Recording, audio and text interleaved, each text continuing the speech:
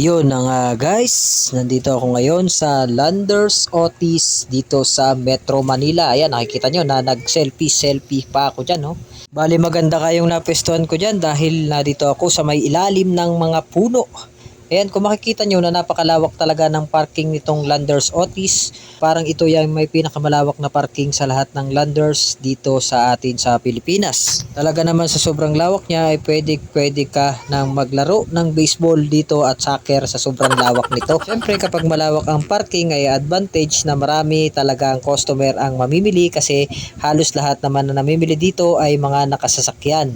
At gustong gusto nila yung mga ganitong merong parkingan para hindi na sila naabala kapag mayroong parking na safe yung kanilang pinagpaparkingan. Bali hapon na nga at makulimlim ang panahon ngayon at maya-maya nga ay bubuhos na ang ulan na yan dahil nakikita nyo na napakadilim na ng kalangitan ay talaga namang gustong-gusto na niyang bumagsak kaya ang mas mainam ngayon ay sumilong tayo sa lugar na hindi tayo mababasa. Bali ang Landers ngang ito ay isa sa mga superstore na halos ay nandito na lahat kapag bibili ka pero bago ka makabili dito ay syempre ay kailangan ay isa kang member or magpapa-membership ka para makapasok at makabili ka sa kanilang superstore.